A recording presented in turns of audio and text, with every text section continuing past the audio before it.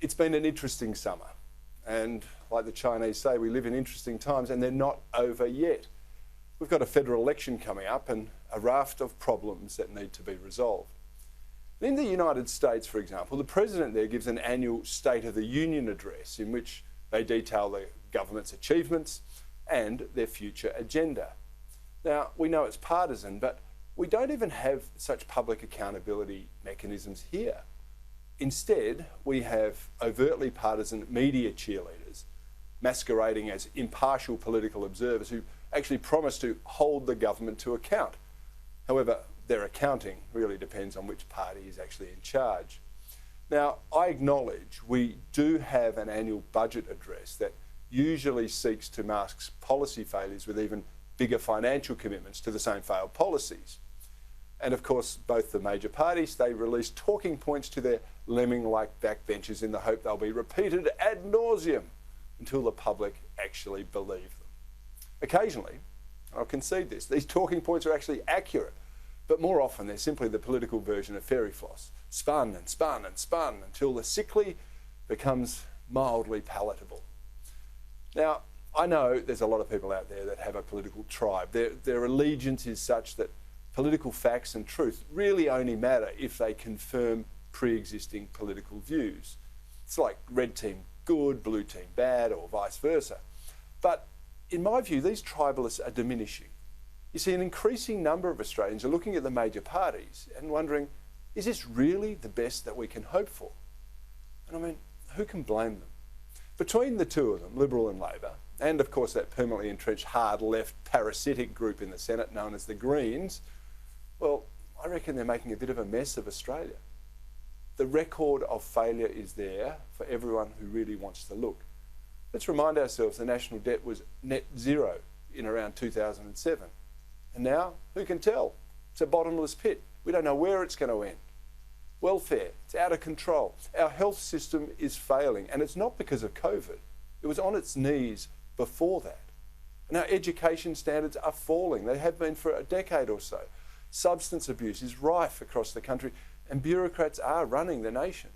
No, that's not just a figure of speech. The bureaucrats really are running the country. State premiers, with I think the only recent exception of New South Wales, have surrendered their authority to unelected officials. And so I ask, why would you re-elect someone who clearly has so little value in the job that they give away the authority to someone else? Well, federally, it's harder and harder to identify a centre-right policy agenda that appeals to me. You know, that anachronistic ideals that celebrated limited government, free enterprise, bedrock values, and principled rather than politically expedient policy. Now, I think we had a perfectly imperfect society that made Australia the envy of the world. And now, I regret to say, others are openly mocking us. They're laughing at our draconian continued response to the Wuhan flu, where the mission, don't let them tell you otherwise, the mission has clearly been the impossible one of eradication. And in that pursuit, they've traduced property rights, reduced personal freedom, and created the surveillance state.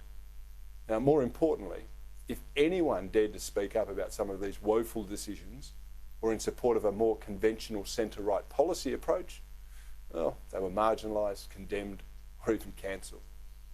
Now, I remember back in the good old days, when having a crack at the dumb things government did was a cause célèbre of Australian culture. But now, in this new court, even the jesters cannot speak truth to the king. So how did we become a country where supermarket shelves are empty of lamb and beef? How do we create a society where house prices are among the most expensive in the world? And why is it that so many accept a government's demand to disclose where they shop for no rational reason? Now, let me tell you, perhaps it should be, let me warn you, the journey from freedom to tyranny doesn't always happen overnight or at the barrel of a gun. Authoritarianism often starts with the little things.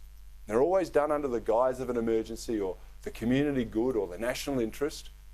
But what is in our national interest is actually to get the government the heck out of our lives. I mean, government have done such a lousy job in the past decade and a half. How can more freedom actually make things any worse? But what really worries me the most is that so many Aussies demonstrate they don't really want more freedom. They seem to like being told what to do and how to think. It clearly relieves them of the burden of personal responsibility, and then when things go pear-shaped, they've actually got someone else to blame. But believe me when I tell you, there is no one else to blame. If you or I willingly surrender our personal sovereignty to a bunch of privileged politicians and unelected bureaucrats, the only people to blame for the failures are ourselves.